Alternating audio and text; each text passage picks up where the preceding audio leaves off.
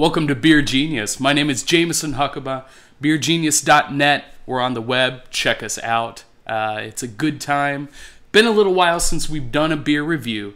As you may remember, I've been on a bit of a can kick. We're on now number 2 of the Ska Brewing Company from Durango, Colorado. We previously reviewed the True Blonde Ale.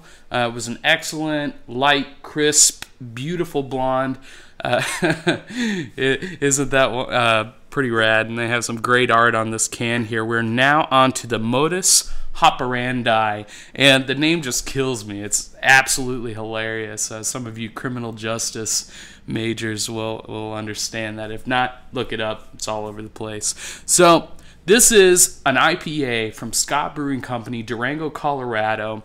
Again, I really like cans because they keep the beer protected for a much longer time. They don't allow any light to enter the beer before it gets to your mouth. So they're also arguably better at keeping the beer from oxidizing before you're ready to drink it. So you can keep these a little longer than you could bottles.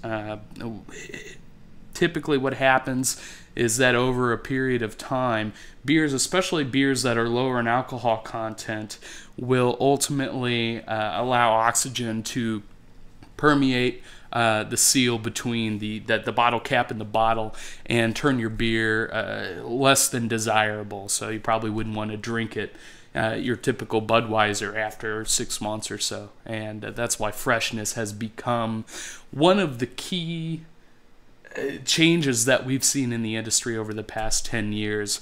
You see the date that the beer was brewed, the born on date, stamped on the bottle itself, and there's a reason for that. Cans circumvent that. It is a pretty cool invention, and in fact, I think the birthday of the beer can was just a couple days ago, 1970s or so. I need to double check that, but that was floating on my mind. So anyway, let's get into this IPA. Again, Ska Brewing Company from Durango, Colorado. This is pouring like a beautiful honey right now. I'm pouring it into an all-purpose globe glass. As you can see, it's got a really nice, it's almost like an eggshell sort of off-white head color here. A moderate head, it's dissipating a little bit, but the beer itself is just beautiful. It's got a nice crisp clarity to it that I really like. This beer may win some beauty contests, and funny you could say that about beer, but you know, I guess when you're as into it as I am, you can do that. So, beautiful beer. I'm seeing sort of a reddish amber, which is really fun for an IPA. Let's see what we get on the nose here. Oh, wow. Oh. By the way, when you're sticking your nose in the glass, don't inhale the beer. Apparently, that's not all too pleasant. I'm going to keep that on video just for fun. I'm getting a lot of citrus, actually, but it's still retaining that beautiful hoppy quality. I'm getting some pineapple. I'm getting some grapefruit. Most definitely some grapefruit.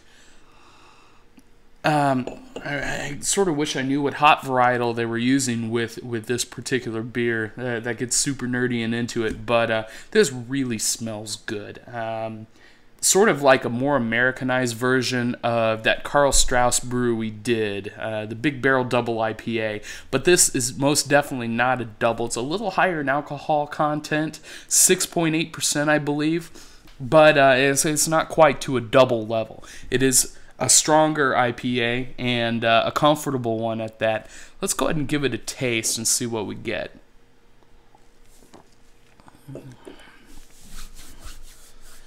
I'm getting kind of a breadiness, not a brettiness, but a breadiness that is really comfortable, kind of on my mid palate. Sort of like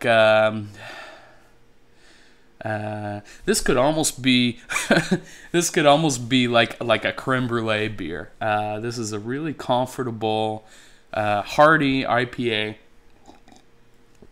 that still has all the characteristics of an IPA.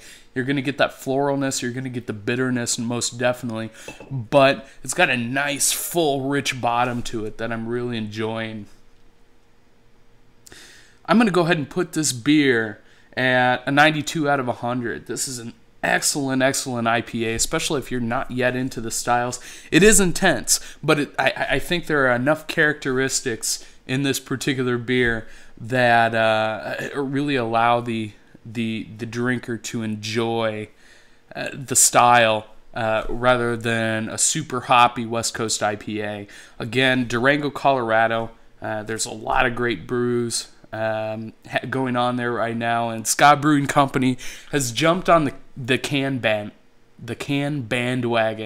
and I appreciate that about them. So I'm hoping we're going to see more beers in cans coming up. New Belgium is doing a great job of going and switching some of their more popular brews, Fat Tire most notably, into cans. It's more sustainable. It protects your beer better than glass does, and it's easy to tote around too. You can toss some of these in your bag and get going. So 92 out of 100.